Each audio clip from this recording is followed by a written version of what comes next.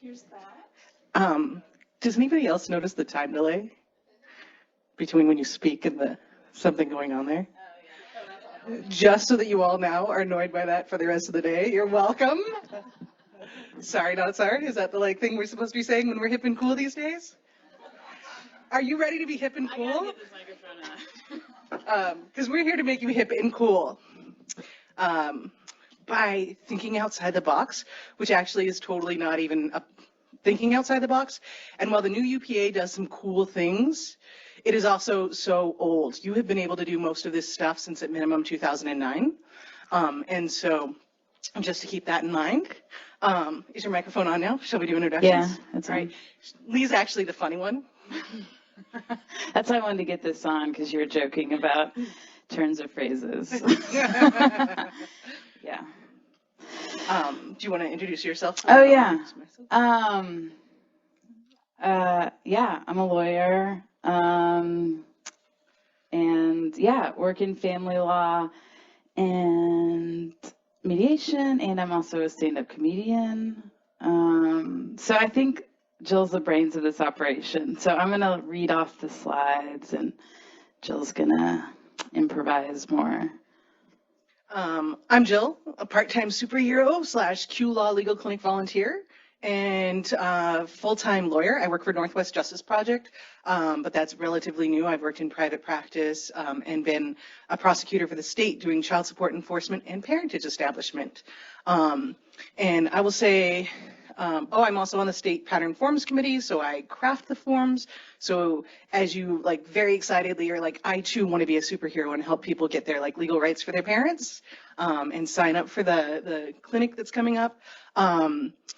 If you notice anything wonky about the forms, or especially if you're in different counties and you feel like counties are responding differently to the forms, in general, there's a place on the state website where you can always fill out anything about the forms with a comment, and we put those in a spreadsheet and we look at them. But I personally would love it if you would let me know. We are very conscientious about trying to make the forms inclusive.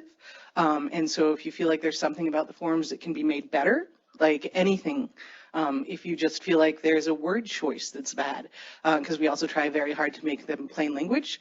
Any feedback is always appreciated by the folks who are doing the work, and especially throughout different counties. And I would say if there's one takeaway I can get from people who come to this event, I never want to hear anybody ever say in the world of LGBTQ family laws that adoption is a gold standard. Court orders are court orders. A parentage order is an order. It is as enforceable and as susceptible to challenge as adoptions are. People challenge adoptions all the time. They are not some sort of bulletproof kind of thing, and so I just want to really reiterate that a court order is a court order is a court order. And we as people who do this work should not somehow try to create a hierarchy and say that one order is better than another order. We should also be aware of the case law that's out there that affirms this.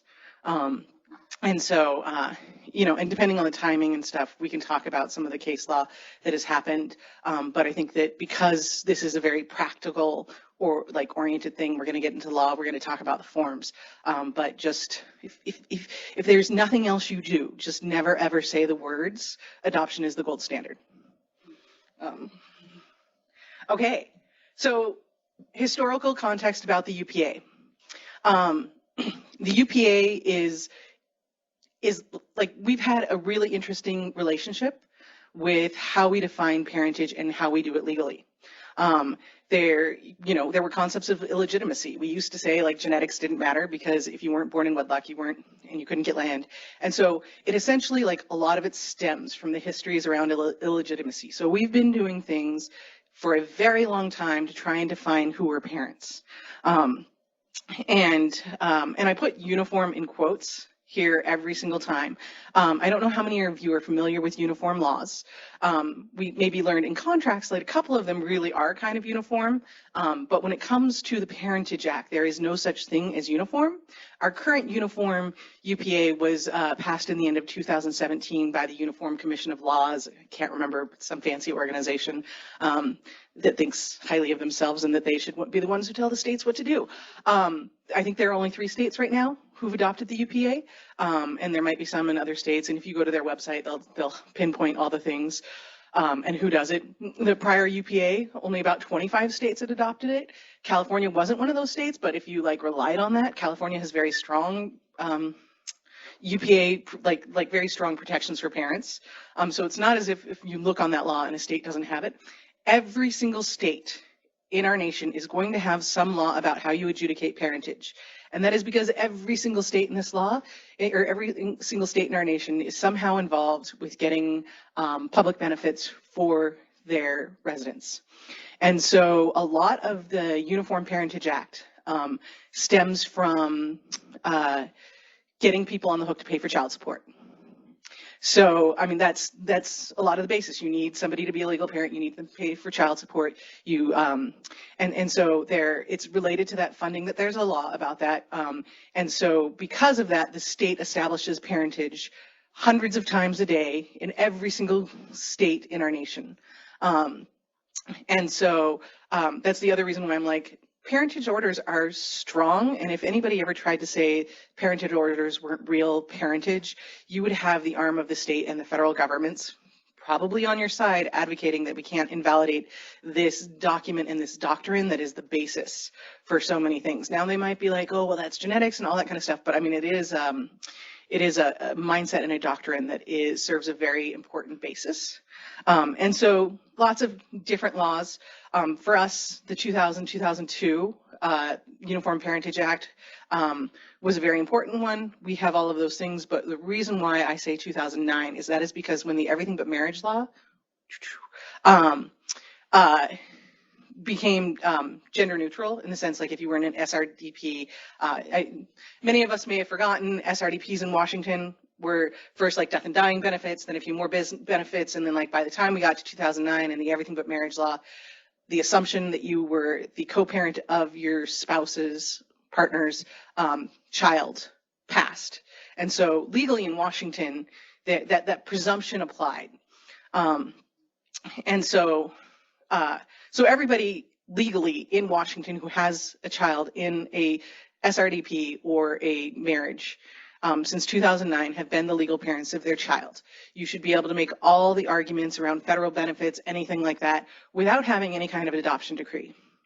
And then there were just like other changes. Do you want to read the parts of this? Oh, yeah, I think an important one to point out, and the changes was in 2011, including the holding out provision, which we'll talk about more later, but that refers to if someone is holding out a child as their own, it's kind of like common law marriage, that is proof for de facto parentage. So that was an important addition. And other important changes, is in codifying the de facto parentage circumstances, which we'll also talk about later. Yep. And of course, the 2018, probably the biggest one for the gay male population of our LGBTQ community, or anybody who's having significant assisted reproduction issues, or like significant issues being able to reproduce without assisted reproduction, beyond like an egg donor. Because like getting sperm, that's pretty easy. But if you need a surrogate, in Washington state up until 2018, it was illegal to pay somebody for surrogacy. And so in 2018, we passed the new UPA, and perhaps one of the biggest things for gay men or anybody who's in a position where they need a surrogate in order to conceive is that we have a surrogacy law now.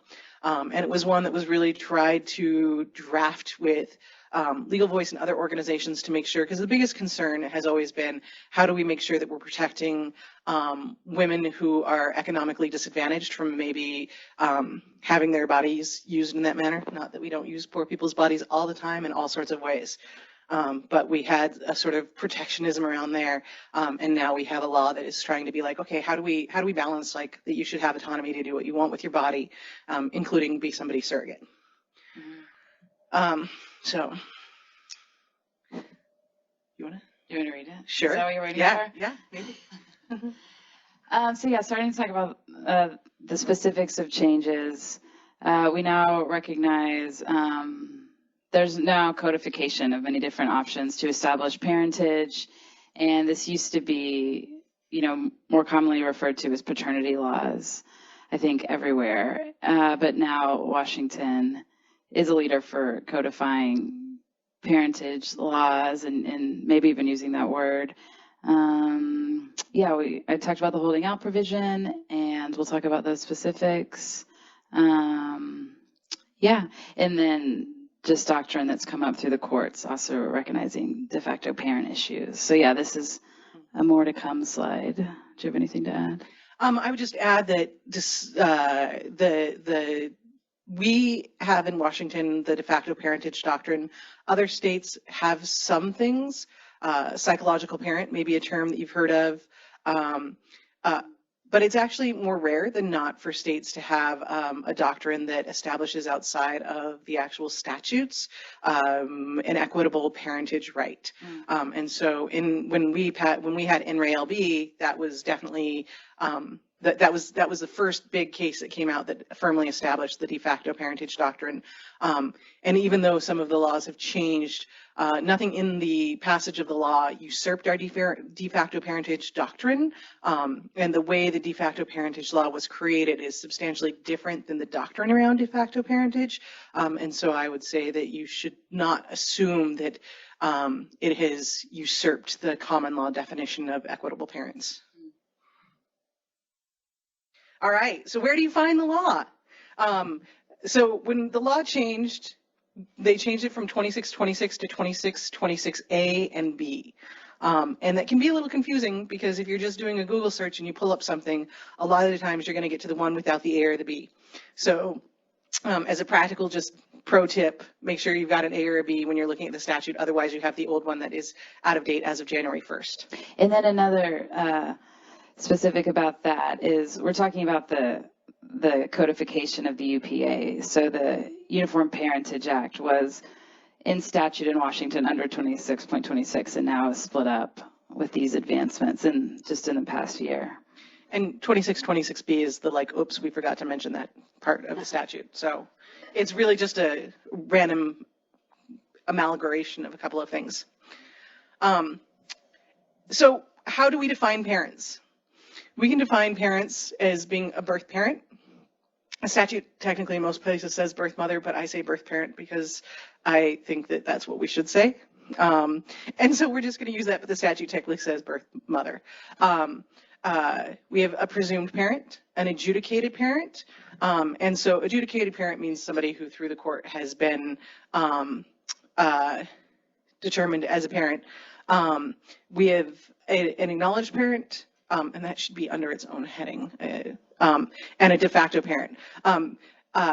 Then we have parents who can establish their right through assisted reproduction and get a court order connected to the assisted reproduction, but that is a new method of defining a parent. It's not a new method, but it's a better defined method than it has been previously.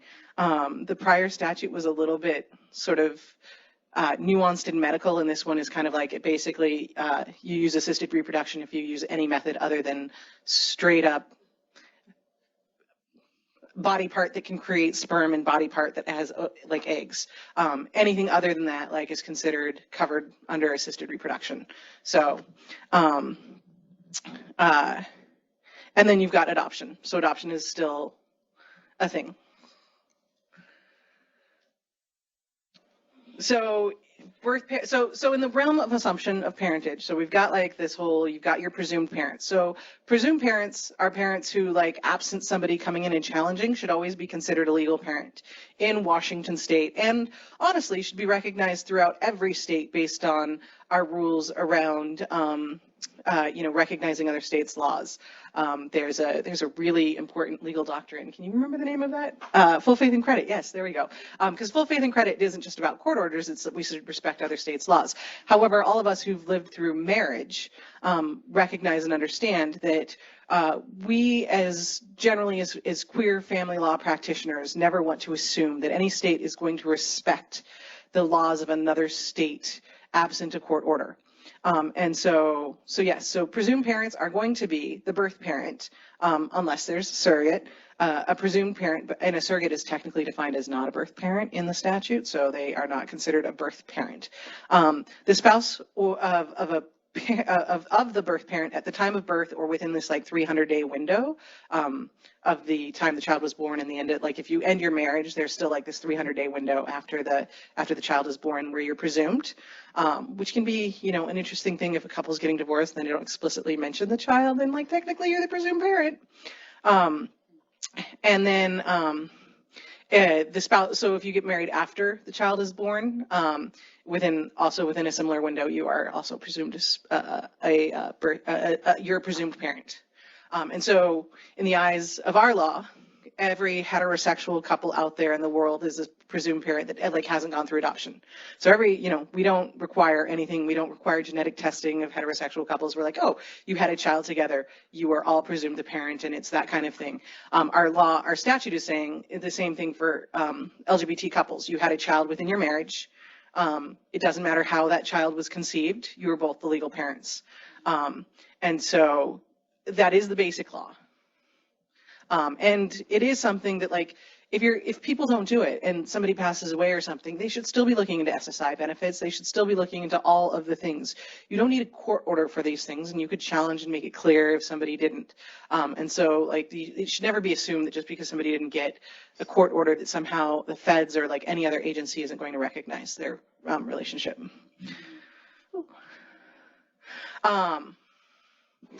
So one of the cool changes that happened with the acknowledgement, so it used to be when you were in the hospital and you had a baby, you had to say, this person is the other parent of the child because I didn't have sex with anybody else and they are the only person who could have been the person who was conceived. And so that was sort of an acknowledgement form. The acknowledgement law has changed to like eliminate any kind of component of that. And don't get me wrong, same-sex couples before this law could still both be on the birth certificate because of the presumption and things like that. But now the acknowledgement that you can sign and file with the vital statistics of records or vital records statistics office is broader, and it doesn't require that sort of attestation around intercourse being the way that the child was created. Yeah, and just to echo some of the things Jill just said, where it says also known as, that when you just said someone could say this is the other birth parent, that did used to be the paternity affidavit or a paternity acknowledgement. So that's what those are not quite also known as, what they used to be known as. And another thing of note is on the first bullet, note that the acknowledgement of parentage form can also be someone rejecting the parentage, one or both of the, perhaps like if people are married and one of them wasn't the parent, they would fill out this form saying they're not the parent, and then both would sign it. Yes, although technically with something like that, it's not in effect until somebody else steps in and says they are the parent. You have to have the acknowledgement and the rebuttal of the presumption signed, and it's in effect when both people have signed it, which can be complicated because those things don't always happen at the same time, and then you've got weirdness. So, adjudicated parents. Yeah, an adjudicated parent, this is just straight out of the statute, is someone who has been adjudicated by the court to be the parent of a child, meaning that you'd end up with a court order. And how by court-ordered parentage order, pre-birth order, or a court declaration of de facto parentage, which could happen just in like the trial court. And we'll talk about some key trials in a minute. And part of this also, like in sort of separating the different types, is that these different types will also have different forms. So there are pre-birth forms. There's as those of us who are drafting referred to it as the monster parentage petition form, because there are so many ways now, and trying to make it so that you have something that includes everything. In part because if there are multiple ways you can be a parent, it's often important to plead all those ways that you could be a parent.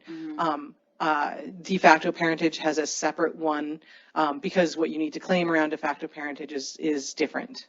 Yeah, and actually, speaking of how many options there are on that form, it was helpful for me in research to distinguish that there's either a pre-birth order or a parentage order after birth.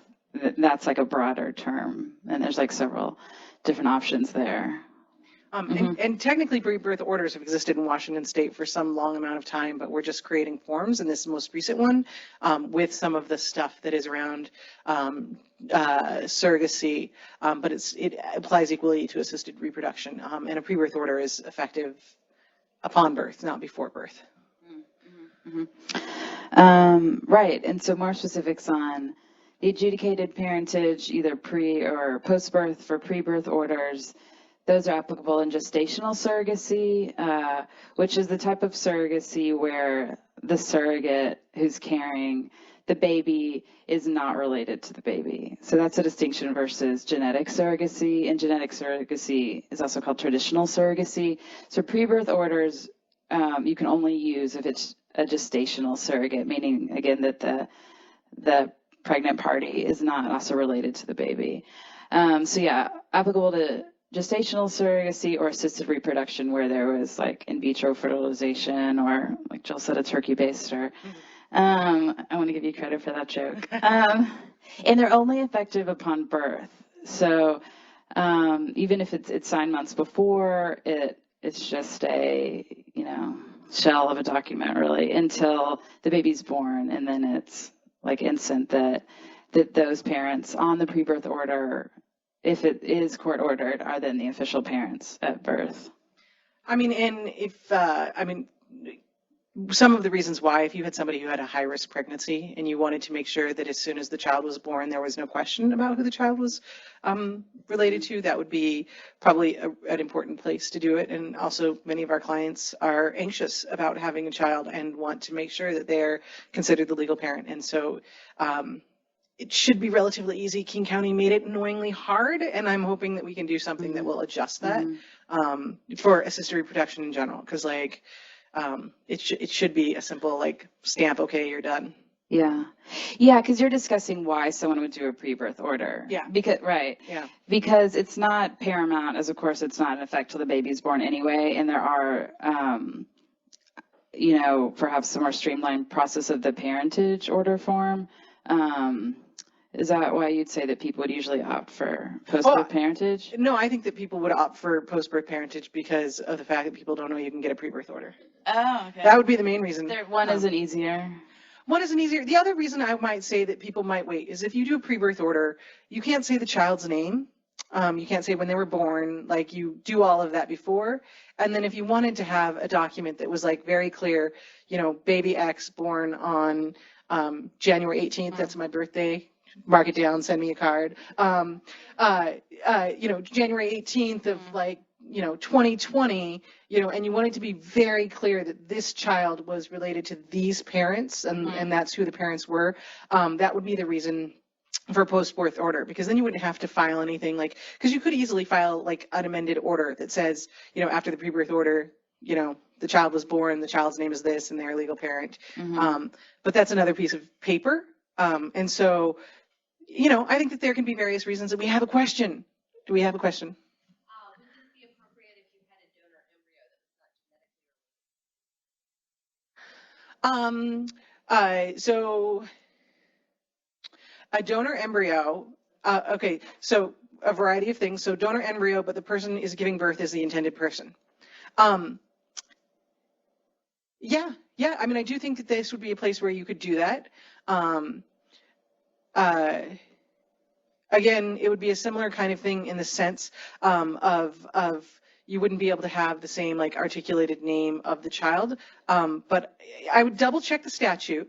But because a donor, that isn't not something that I thought of when I was thinking of these things, and so I have not looked into it, and I don't think we really thought of it that much when we were drafting the forms, because so often a donor embryo is I think it's within the statute of being a sperm donor embryo. It's not something where a lot of people even ever think about doing a parentage order for if they're in an opposite sex relationship. And because that would fall under assisted reproduction, I think, right? That it would fall under pre-birth orders. So you can, everything is assisted reproduction. So right. Anytime you're doing anything other than straight up cis heterosexual intercourse that results in in a child, even if you're a heterosexual couple who has to do IVF or something. All of that's assisted maybe reproduction. I misunderstood the question. Yeah. And so yeah, I mean, I think that I would just simply I would double check the statute. I would absolutely say that it falls within the category of things that I think is covered by the pre-birth order. And so if there was just wanting to make sure everything was clear, like for instance, you were like, okay, we've done a donor agreement, but we still want to have like an order. You could have that. And so again, we've got we've got our parentage order.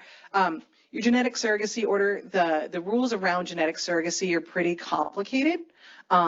So you have to, when it comes to genetic surrogacy, and it's in some ways more akin to adoption, so you have to go through, and I think we might have a slide later that talks about this a little more detail, so I don't want to like totally get ahead of myself, and also keep in mind that like, oh, we're rambling longer than I thought we were by this slide. So genetic surrogacy, you have to, before you begin, you are supposed to, by law, do a donor agreement. There are provisions that if you didn't do a donor agreement, that there are methods in which you can do it, but you're supposed to, before you begin, do your donor agreement, file a case with the court. With that case with the court that you filed a document with, get the court's approval that you filed the statute. That your agreement follows all the rules about the statute, like about everybody having counseling, everybody, getting medical appointments, all that kind of jazz. And that you're supposed to do that before you even try for the first time and get that court order approved. And can I add that, and then each party under that requirement is supposed to have a lawyer. Although interestingly, it's questionable in the statute up to how long they have a lawyer. When we were drafting the forms, we'd sort of assumed it was a lawyer all through the finalization of the parentage order. And then along closer looking, we were like, that's a gray area. And we come across that, we try to like make sure the forms don't dictate an answer. But the statute may actually more specifically indicate that it is just through the process of creating the surrogacy order or the surrogacy agreement, and that like you have to have legal representation for the creation of the surrogacy agreement. And so arguably, since you have to get it approved by the court, maybe at least through that stage. And so one of the things that we tried to do with the forms and why there's a separate sort of genetic surrogacy is it to make it so you have a cause number that then you get to come back and be in the same cause number and then don't have to file a petition to establish parentage. And so you can just do it in that same cause number that you've done the genetic surrogacy agreement with. And so you file it, and then when the child is born and 24 hours after the child is born, you can then go to court and get your parentage order and still have everything be in that same cause number. And so we were trying to be very intentional about how do you not make extra hurdles? How do you not have like one case where you've got this? But the other complicated thing is how many people in this world probably have an agreement, but then nothing ever happens and it sort of is out there. And there's nothing in the statute that requires you to affirmatively dismiss it.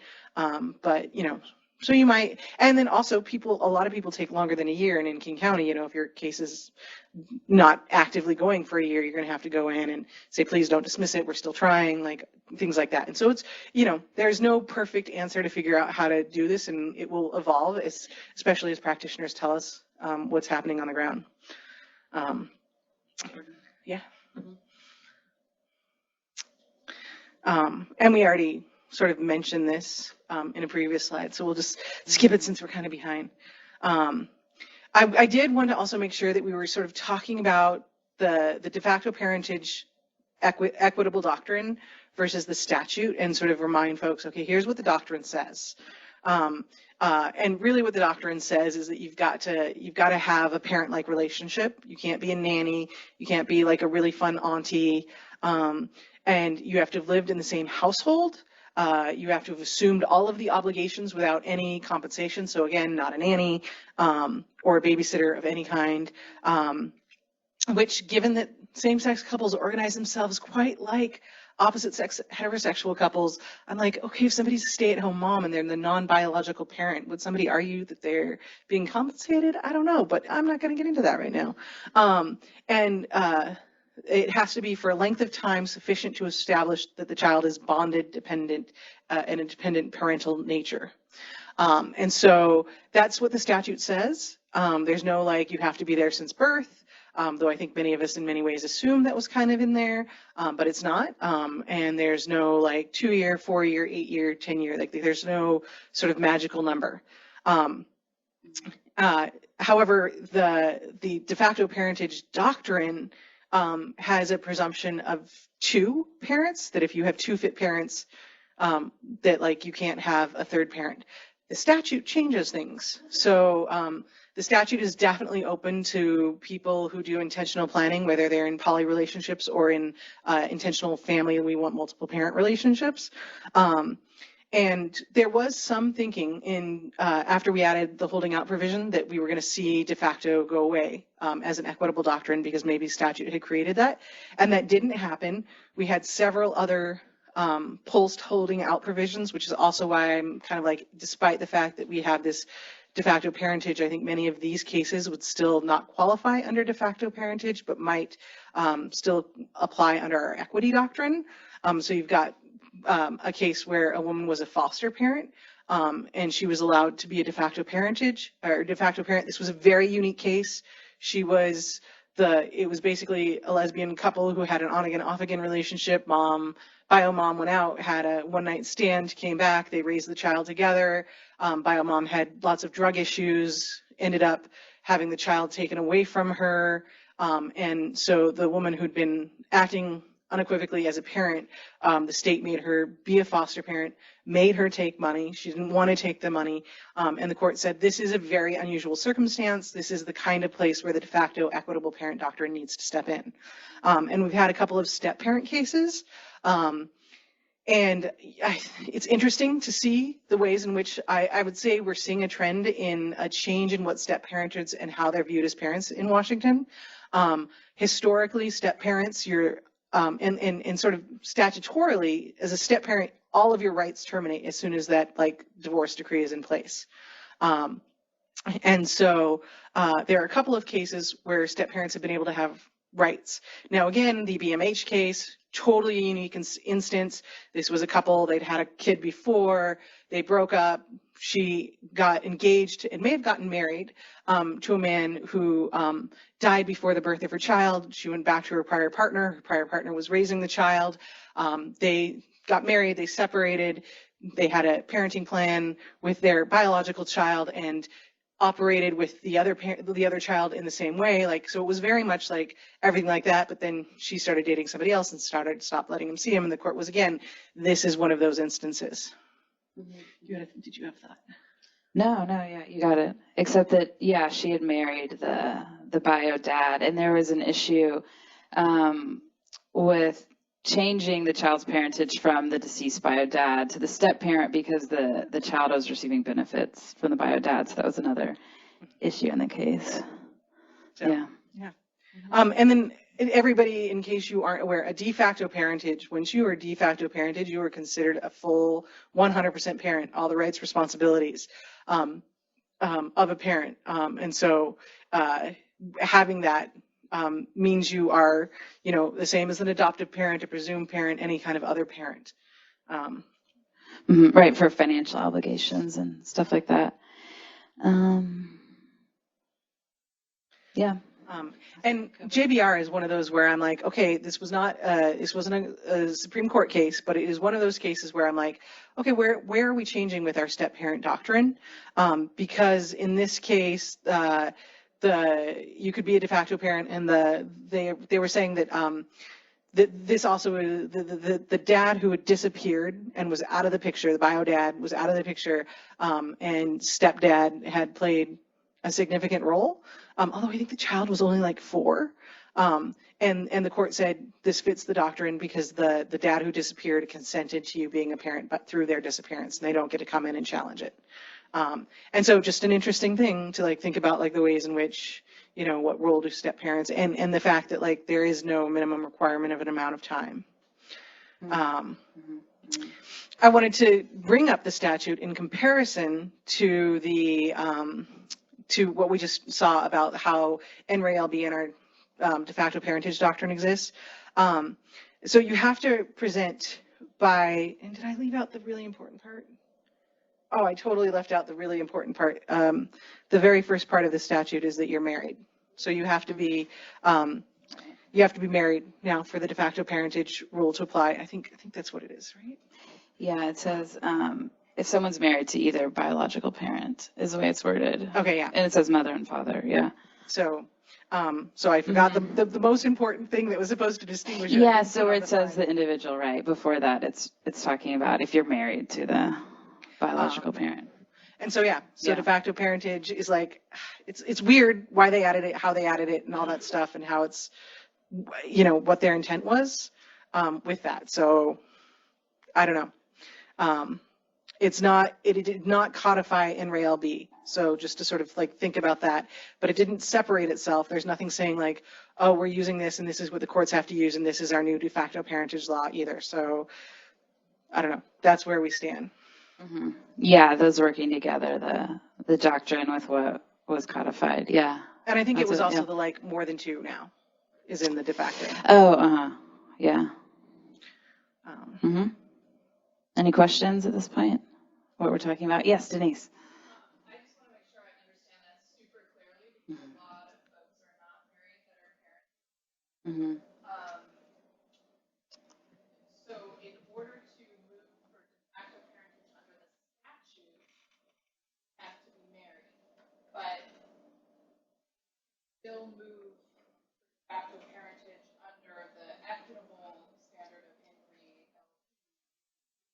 That should be. If you're raising a child not married to the bio parent. For our future audience members, the question was, do you have to be married to gain de facto parentage? Correct? Is that? Yeah. Right. Right.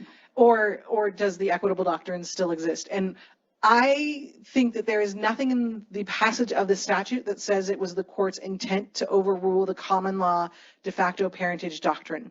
Mm-hmm. Because nothing like that exists within the statute, I believe we still have the same de facto equitable parentage doctrine, and it has been referred to as an equitable parentage doctrine by courts.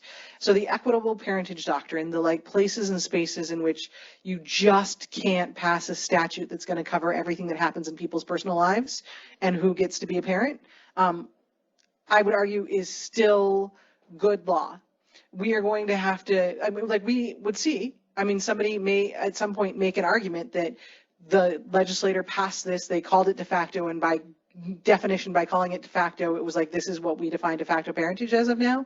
I think that in order for that argument to fly, you would have had to have something that was in the statutory record that was very clear that that was what the intent was, because the statutory definition is just so different. There's the more than two, arguably in many ways it was like for people who were parenting in a non-traditional manner. And I mean non-traditional in that sense is not one parent, like two parents and however many children, but multiple parents or maybe complicated parental units, and you wanted to have that makes more sense of what the reason for de facto parentage was, or to make it clear that de facto parentage should be able to include more than two. And that by no means did the statute intend to erase this doctrine that has been existing for now close to 20 years. Mm-hmm. I think 10, at least 10. Mm-hmm. And I think another piece of evidence that shows that the doctrine and then the statute work together are that it's similar in that both require that someone who's already been established to be a natural or legal parent are consenting to the addition of the second parent, either by this requirement here, the first one, showing that they consented to or fostered the parent-child-like relationship, because some of these cases went really into depth about facts about how the parent had asked the step-parent to help or their partner to help with the child. And so the common denominator, I think, with the statute is otherwise the consent was that they were married to that person, versus here it was just, more like the equitable doctrine. Like there was that same proof there. Yeah. Versus marriage or cohabitation. Okay. Yeah. So again, this is what's codified now, and there is still the equitable doctrine. Yeah. One of the other things that is I tried to do a noticeable differences slide, is the de facto parentage doctrine in the statute seems to have like a quasi adequate cause threshold requirement, whereas that wouldn't be in the equitable doctrine. Whether or not anybody's going to follow that, those of us who do family law recognize that adequate cause sometimes seems to be fictional anyway. I don't know. I've seen it never happen in non-parental custody cases. So, but I thought it was also just important to flag because, you know, how every time you read a statute, you're like, oh, that might be something I didn't sort of, when I was like prepping again, I was like, oh, I know that we knew that, but it sunk in a little differently. Okay. So in our world, many of the folks that we are going to be helping are here because they cannot conceive a child through straight up their own genetic material with each other. And so we're in the land of assisted reproduction and surrogacy. And so the statute, again, very broadly defines it. It is a method of causing pregnancy other than sexual intercourse. And like I said, that's a really great change in the definition before. I think that's what as practitioners, we were arguing the definition was essentially, but it used to be like, we used to in many ways be like, okay, well, the statute says if a medical provider is somehow involved, so bring your sperm to your family doctor and then have them touch it and then take it home and use the turkey baster and you'll have satisfied that requirement. And I feel like we don't have to say that anymore. And so it's just very clear, straight up, if it's not through sexual intercourse, it's assisted reproduction. Which again, sometimes I had this, like, I remember being on a ferry ride once and having a conversation with a woman who was trying to, for a heterosexual couple, argue that he was a sperm donor, even though it was through sexual intercourse, mainly because they wanted to have a lot of sex and he didn't want to be on the hook if a child was produced. And I was like, nope, that is exactly why all of our laws around like paternity establishment exist, and nobody ever is going to say that is a good idea. If it's sexual intercourse, you're on the hook. You know, and I just like the number of intellectual somersaults trying to make some sort of argument that it was anything else. I was like, who knows what people are going to try to say? And if people are going to try to say that sexual intercourse, if you sign an agreement first, and I'm like, that's never going to float. Then every dude out there who ever went to a bar would be like, hey, before we do anything. And I don't mean to disparage men, but like I worked in paternity establishment, and like, you know, I mean, there are so many people out there who require genetic testing and a court order before they're willing to step up and be the other parent, even though they engaged in the act. So. Yeah, and I was just going to add, I think their questions also come up in a queer context. You know, if there was, you know, perhaps a sexual act for impregnating someone, you know, so I do think it's important to talk to the client about what's about to totally. happen. I mean, you know, you can't just get a sperm donor and be like, okay, you're a sperm donor, I'm married, but we're just going to do it the old-fashioned way, and then we'll just call you a sperm donor. No, if you do it the old-fashioned way, you're putting everybody at risk for, like, you know, who's going to be legal parents. So get out the turkey baster. Right. You can be in the other room. Like, I don't know, you can do whatever you need, but don't have sexual intercourse. I think the L word touched on each of those different methods pretty early on, where they were just going to like meet someone at a bar. Oh yeah, they totally did. Yeah, it's a good, I think. So yeah. So essentially, assisted reproduction, the other parent in assisted reproduction is going to be somebody who consents in a record signed by a person giving birth. We think that the record arguably is going to be anytime you're going to a facility that is going to, like if you're going to a sperm donor place, you're putting something in writing. And so that suffices as the record. You know, if somehow you're getting donated sperm from a friend, you'd probably want a sperm donor agreement. You know, if you're gonna, you know, if you just have a fun agreement with somebody and they're like, oh yeah, totally, I'll give you my sperm. You know, I'll be in the other room, give you a warm cup, you go and do whatever you want in the other room, and, you know, all that dandy stuff. You should have a sperm donor agreement for that case, because you're not going to have any kind of the formal documentation. But if you are using a sperm donor, And I say sperm donor because if you're doing surrogacy, you have a plethora of other paperwork that you have to do. And so it really is specifically like assisted reproduction when you have a female bodied person carrying a baby to term. And so, so there's that kind of concept. And then the holding out provision is still within this realm, and so you can still have the holding out and be through assisted reproduction.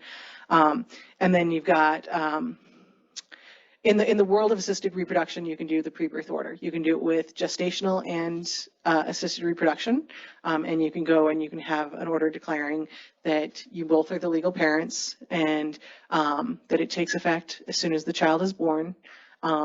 I was working on doing one with a couple in King County, and we included a provision that I added that just said this couple has the court's permission to come back once the child is born and have this order amended to include the child's name and everything like that. And I did that just sort of because I was like, oh, well, you are going to want to come back and have an order that very clearly says we're the parents of Sonia Clouding Muir, that's my cat. You can't adopt cats, but I was trying to come up with the name that wasn't a client's name, and I was like having a hard time. And so you can do something like that. I would say, so in King County, there's something we've got to do differently. King County, with the assisted reproduction case that I was working on, wouldn't let us do it without going to court. That's not something I've ever had to do, and the reason why I think they did it is because when we did the forms, we put assisted reproduction and gestational surrogacy together. With gestational surrogacy, there is a reason why you do need to go to court, just to have the court have approved the contract and have the court have seen the contract and sort of approved it in that way. And so I think that we may either have to coordinate with the King County Court and be like, okay, you need to have 2 tracks, or probably the faster and easier thing would be within the Pattern Forms Committee to create 2 birth orders, one through assisted reproduction and one through gestational surrogacy. And so that is probably on the agenda, but just as a heads up, if you are doing a pre-birth order, specifically in King County, I think other counties might do it wildly different. King County often does things in interesting ways. And I was like, they're just so big. They create their own requirements all the time.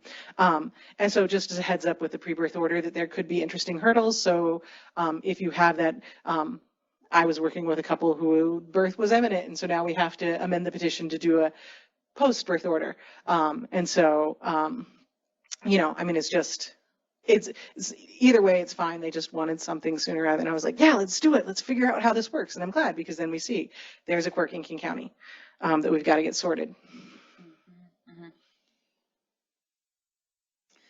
Cool. And we covered a lot of this, but paid surrogacy is newly allowed in Washington as of this January 1st. Before that, couples who didn't have perhaps someone volunteering to be their surrogate, which was very, They went to California. Yeah, they would go to other states, and they were, where there were agencies, kind of big businesses that would match families up with surrogates, and then they were paid, outside of the state. But now in Washington, we allow paid surrogacy, and then the difference between gestational and genetic surrogacy are again that. In gestational surrogacy, the carrier of the baby is not related to the embryo. And that's genetically related. Or the sperm, right? Yeah. Genetically related. You could be a sister or something. You just can't. Yeah, it wasn't your egg, right? And then genetic surrogacy would be the egg of the intended parent implanted in the surrogate. Yeah, so both those are, a carrier of the baby who's not related to the egg, right? Anything else there? No, I think it's cool. Yeah. Okay, and more key changes with the UPA. Is the voluntary acknowledgement of parentage, which is again a form you can fill out, and then you would file with the Department of Health, and that's both people or 2 parents saying that they're establishing parentage, which makes a legal relationship between them and the child. And like we said before, that used to be the paternity affidavit. And what else did we say about it? I feel like there's another. I mean, so again, like the main fun, exciting things are that you can say, yes, because we're the only people who had sex and I'm the genetic parent. You can say, we are the intended parents through assisted reproduction. And it essentially just no longer requires the attestation that you have to have gotten it on and that you have to have been able to have conceived through that method. You don't have to have, it doesn't have to be your eggs, it doesn't have to be your sperm. You can say, we are acknowledge that we are the intended parents. And then, I mean, so the powerful thing about this is that through that acknowledgement, you get on the birth certificate. Most people never look beyond the birth certificate. However, a birth certificate is similar to a marriage certificate. It is an administrative document. And this is why we get to like the adjudication of parentage, specifically for queer parents, is that we don't know what the future holds. And because of that, and because we live in a place where we're recognizing there have been a lot of ways where people are trying to usurp LGBTQ rights, that we want to make sure that you don't rely, that you think about the idea that it's an administrative order and that you weigh your options. Your school is going to accept it. Like, I mean, maybe if you went to a very conservative school, you might have challenges with the school being like, that's an administrative document. But most schools are going to accept a birth certificate. And when you're doing anything around probably getting passports and things like that, you're probably not going to need to provide much other than a birth certificate that demonstrates that you were both the parents. And so for a lot of people who are trying to make decisions, maybe they don't want anything more than a birth certificate. And I wouldn't say that they're wrong. I mean, I personally wouldn't. I'm like, you know, you get to make an informed decision about the idea that it is an administrative record, and there's a chance that somebody is going to try and say, because it's an administrative order, we're not going to recognize it. But if this is the choice that you want to make, I think that we could go to bat arguing, yep, do you want to make every other parent's presumption of parentage through a birth record somehow invalidated? Like, you know, we could make those arguments. And then also you have the likelihood that, I mean, unless you break up within the first 2 years, you are going to fit in many of the other Washington state statutory criteria. Question would be if you're moving out of state or anything like that, or if the party takes somebody out of state. I mean, we still have, you know, that ongoing trauma of the parent who was in Vermont. They were a lesbian couple and the bio mom went, I'm not even going to try to be respectful, crazy for Christ, and then kidnapped the child, took the child to Virginia, tried to go to this conservative state and say, and this was like in like 2007, took the child to Virginia, tried to get the Virginia court to say, we're going to have the authority of this child, and Virginia said, nope, the case was started, there was an order in Vermont, you've got to follow the UCCJEA, which is the Uniform Child Custody Jurisdiction and Enforcement Act, and because Vermont made an order, we're following Vermont's order. And when biomom got that, she kidnapped the child, took the child to Mexico. Last time I looked, the child was still missing in New Mexico, and the other parent still hasn't seen them. So nothing we do is ever going to stop those parents, and there are plenty of heterosexual couples who have family law nightmares just like that. So no birth record, no court order, no nothing is ever going to stop that. However, something short of somebody who's willing to go underground with their church and live in Mexico, hiding from the federal government that is hunting them down, you might be like, if you've got any concerns, a court order is a good thing. But you could also, you can do it when you're divorcing. You can do it in a variety of places. You don't have to do a second parent adoption. When you do a divorce, you could file for, I would, as a divorce, try and make the divorce decree very clear and not even do something else, but have a line in my divorce decree that says, the court, these parents are both the legal parents, and have it say within the divorce decree that that is there, and not even feel like you need to file a separate petition or anything like that, because you have the law is clear so long as people are in Washington. So I'm not going to tell people you absolutely have to get a court order. I will tell people I do think that you are safer. So if you have any fear of a family member or any slight fear at all that anything could happen, yes, get a court order. You will be able to feel safer. Yeah, and just to reiterate some of that, so the least protection would be the birth certificate, as Jill said, because that's an administrative document, but so is the voluntary acknowledgement of parentage, but it is a good backup to the birth certificate. And then furthermore, establishing parentage by a court order is the best safeguard, but not necessary. And one thing I don't think we talked about yet is Those levels are important because they add more and more security. And so they're important because we don't know what the future holds. And because if the child is out of state or out of the country, the administrative documents are less likely to be upheld. And also because establishing parentage in favor of people then terminates parental rights with perhaps a donor or something. So that can also be important if you're worried about that person coming back and trying to claim parental rights.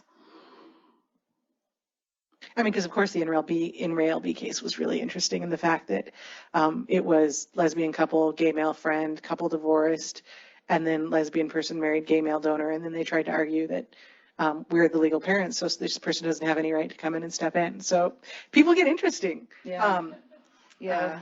Yeah, that's kind of the ultimate fact pattern that all those people came up. And let's be clear, those are the fact patterns that we are probably going to see. I mean, how often, especially if we have low-income folks, is the affordable solution finding a friend who will provide sperm, finding somebody that you love and trust who then plays a really great uncle role, or a really great, if you're doing surrogacy, granted, surrogacy is just so expensive, we're not going to find it a lot in other low-income cases, but maybe we will in Washington. Because you could arguably do genetic surrogacy in a similar manner with a turkey baster and all that. You just would have to pay for the attorney's fees for the contract. And so it is going to be expensive, but it's not necessarily going to be as completely prohibitorily expensive. Mm-hmm. And so I think we were going to try to follow those forms, but we're getting lower on time. Yeah. Can we follow? I mean, well, we could just talk about what they are. Yeah, you click it. Is it clicking? Yeah. So we're pulling up what Jill's talked about and helped to make, which is the pre-birth, what's the word? Preformed form. This is readily available on the Washington Court Forms website. And it doesn't have as many options as the parentage form, which again would happen post-birth. But yeah, this is what it looks like. It is 6 pages. Yeah, it looks like a lot of other family law court forms. And then just, I think, showing who's a party signing it at the bottom, maybe. Anything else you want to point out? Whoops.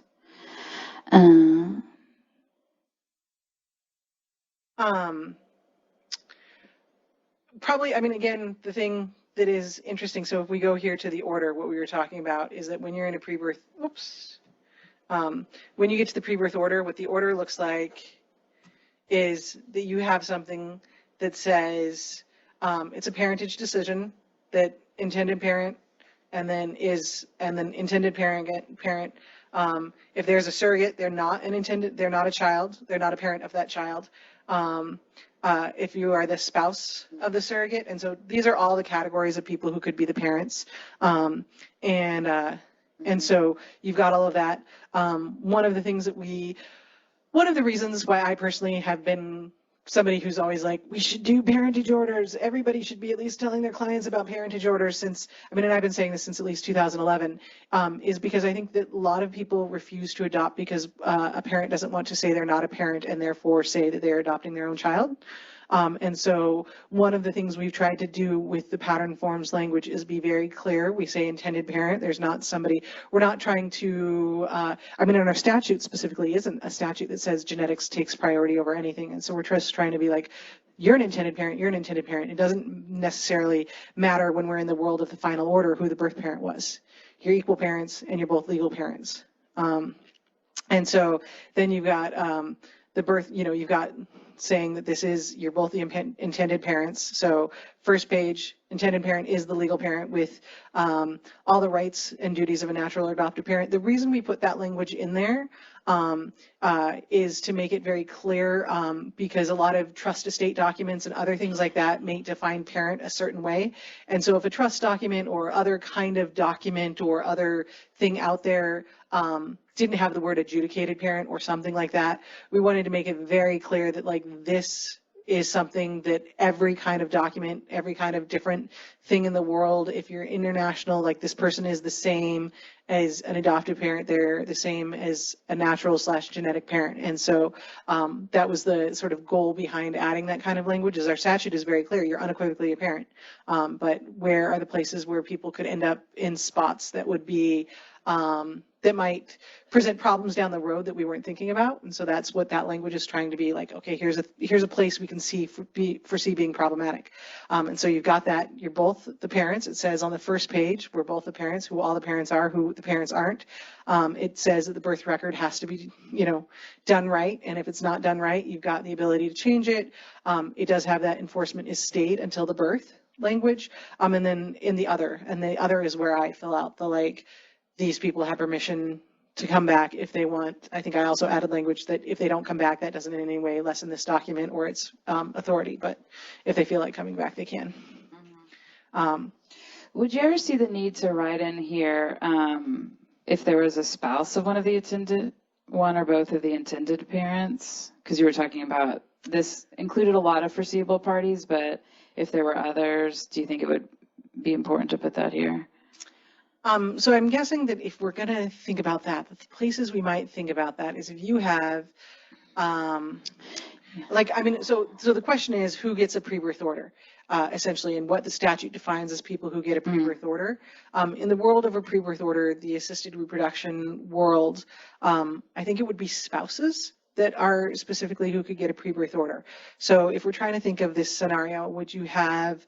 I'm thinking like a family with more than like a two adults. Right. Couple. I don't know, honestly. I would have to go a little closer to the statute and see if a pre-birth order is available for a more than two family arrangement. I would lean, my gut is telling me I think you have to do a post-birth order petition. And I think that there, that is because at the moment our marriage laws are limited to two. And so because of that, I think in the world of assisted reproduction and the way the statute's written, I think that the pre-birth order is only between two. But I would look to the statute for that because I didn't think of that question when I was doing it, and I haven't had people come to me with that question. Okay. So I haven't done it in my practice yet. So this is our monster petition.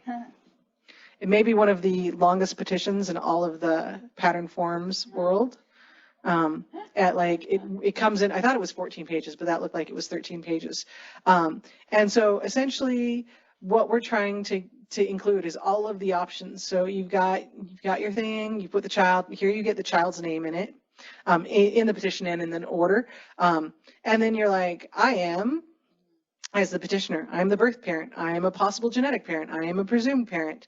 And these are check all that apply, or no, this one's check one. So you can be one of these, although, why did we say check one? Because it's just for the petitioner. Yeah. Oh, yeah. And my thought is, I'm like, you could be, you could be a birth parent and a presumed parent, but I think that it's like I'm a presumed parent because of one of these. So you've got all of these. You've got acknowledged parent. So this would be somebody who signed the birth certificate, but maybe doesn't fit some of the other criteria. You denied parentage, and so you might be somebody who's trying to get a determination for parentage made because you weren't a parent or because you learned that later that you were the parent and you thought you weren't, and it's within a certain time frame window. And you're an intended parent by assisted reproduction. So those are for the folks who also, if you don't do it beforehand, most people I think are not going to do a pre-birth order. I don't think we know them well enough within our practice community. I don't know folks who really do them routinely. And so, which isn't to say they aren't, I just don't know that they are. And because it's not like everybody has to tell me what they're doing. So I think that most people are going to fall into this category. And then you have the respondents and again, this form, having worked in the state, sometimes you have like 3 or 4 possible parents that could be the parent, and the only reason why they might be the parent is by genetics. And so you're trying to make sure that you've got all the ways in which you can have this. And so then you've got the place for saying that who you are and then why you might be the possible parent or under the respondent category. So each possible respondent would then put this in. This is also the place where if you have more than 2 parents, you would put both parents in and you would put both responding parents We did try to think about, would there be a way in which you could do something where you didn't have sort of like the opposing party and it was like all a joint filed motion. And honestly, in terms of logistics on forms, we couldn't really figure it out. So we were like, just file the jointer, have somebody pick somebody who's one way or the other, because like we just honestly couldn't figure out how to do it as a form and filling with the statute and sort of the notice requirements and all that kind of stuff. And the fact that these forms are something that we're trying to have apply for as many people as possible. And so if you've got people who want to agree, it's not, you don't have somebody who's a defendant, you're just a respondent, you're just, and so, and you can join. So it's not as if you're, you have to not participate from the get-go. And so that just so you know, like that's why it is that way. If somebody really wants to come up with a form and try to figure out how to do it as agreed parties, feel free to have all the fun you want with it and then like submit it to us as a committee. We would absolutely consider it. We just couldn't figure it out. And so then so for each and every person who is a respondent, you would fill out all that detail about all the ways that they are. And then it's got your standard things. You've got your jurisdiction, you've got your venue, you've got if genetic testing is appropriate.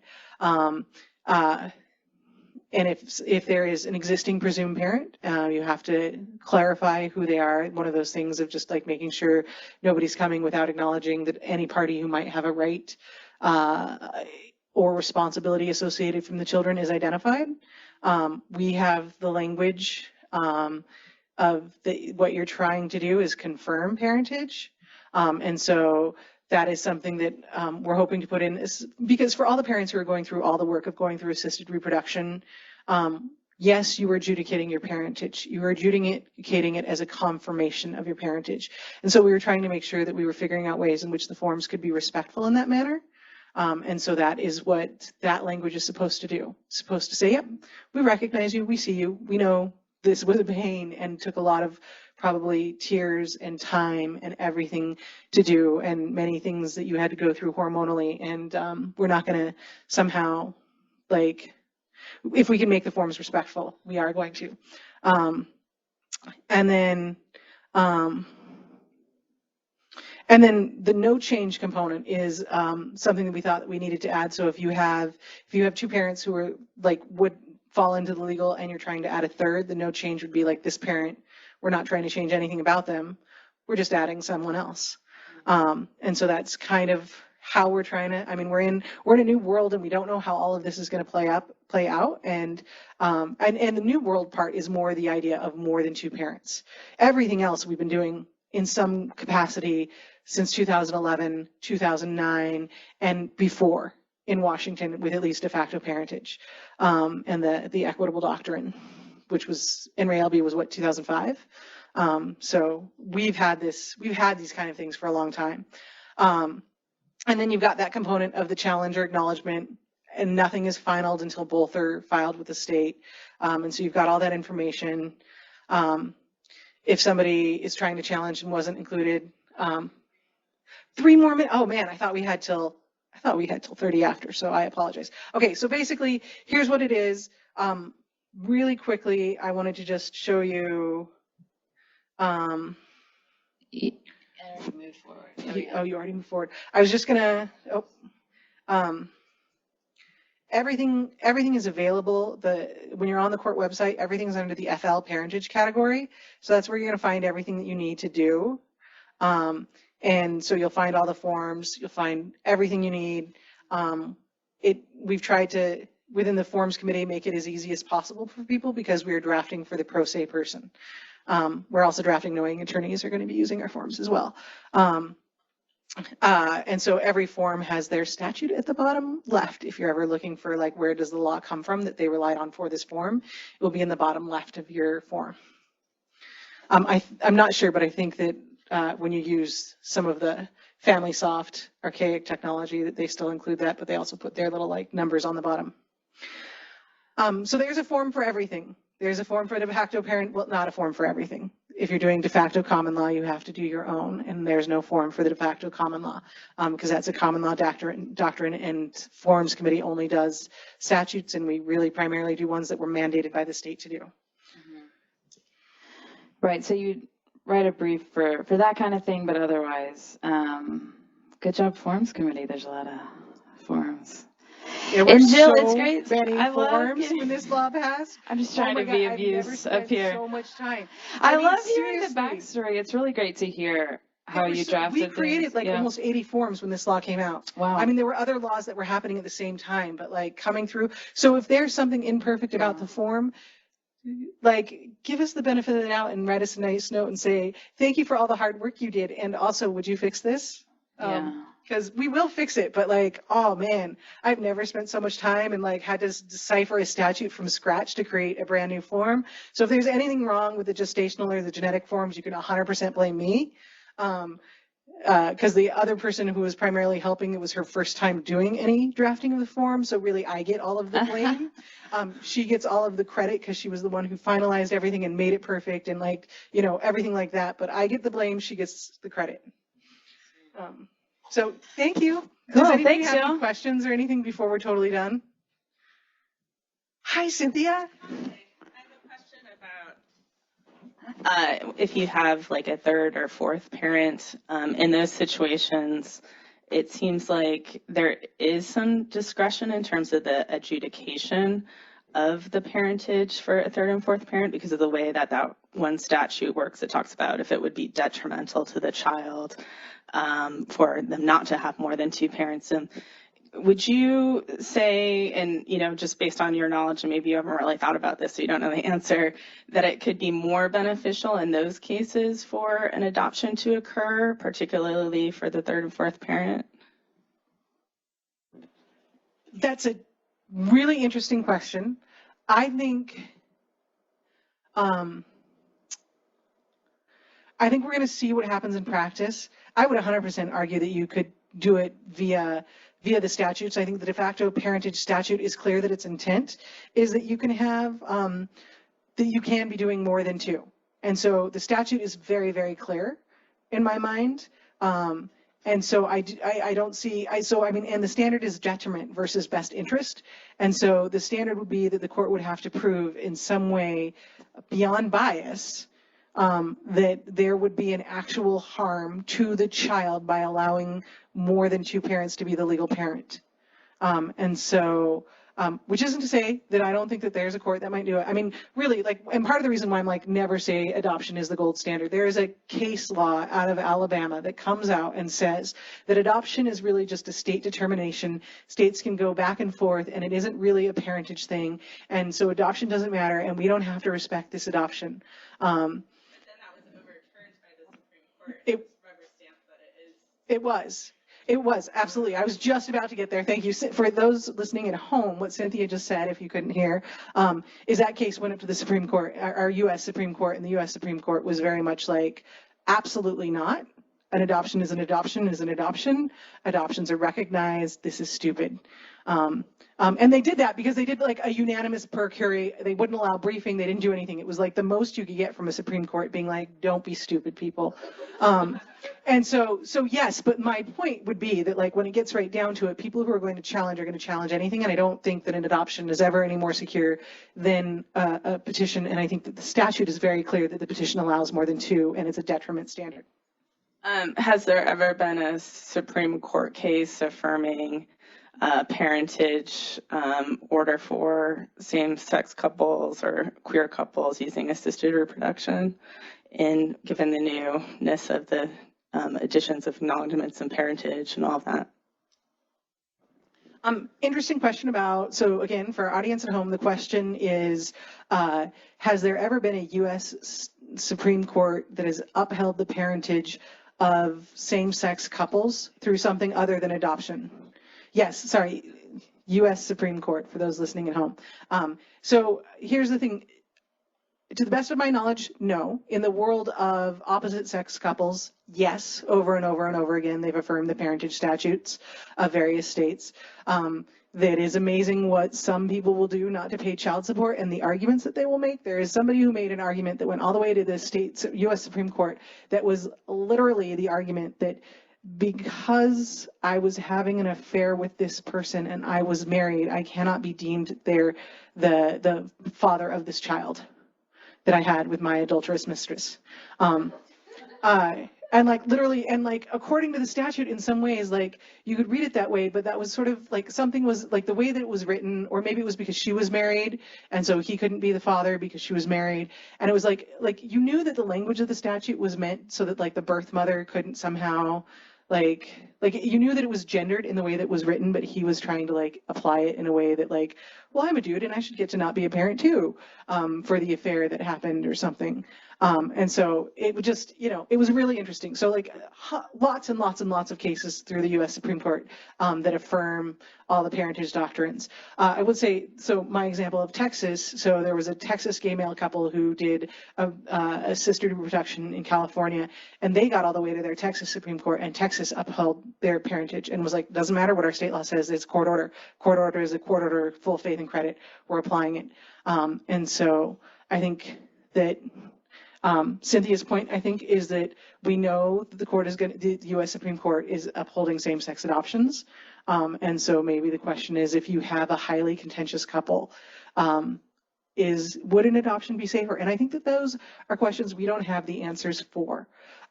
However, I think we have what we like legally straight up, absolutely 100%. An order is an order, a court order is a court order, and it doesn't matter whether you're same or opposite sex couples. I think that if the court's going to get into invalidating a parentage order, they're going to get into invalidating adoption orders. If we're going that direction, we're going that direction everywhere. And so I 100% don't believe that adoptions are any way stronger or safer. I don't think people stop challenging adoptions because it's an adoption, and it's who's challenging. And so I will say the reason why I think that parentage orders and the parentage orders I do are stronger than an adoption is because when you do the parentage order, when you file the petition, you do a declaration. Each party is writing why the other party, what they did, why they're both intended parties or more, and you have a record stating this is what our intent is. Nobody is being sort of challenged as saying they're not a parent. Nobody is having to file a record with the court saying we're not a parent when we start. Everybody is affirmatively stating, and you have a declaration. A lot of what the adoption things end up arguing is somehow I never intended the other person to be a parent. And so when you've got the parentage order, what you do is you have something that's been submitted that says that both people always intended. And so I would argue in some ways that it is at least, if not stronger, than an adoption. But I don't want to argue anything is stronger or different because a court order is a court order is a court order. They are all enforceable. Thank you. So thank you to Jill and Lee.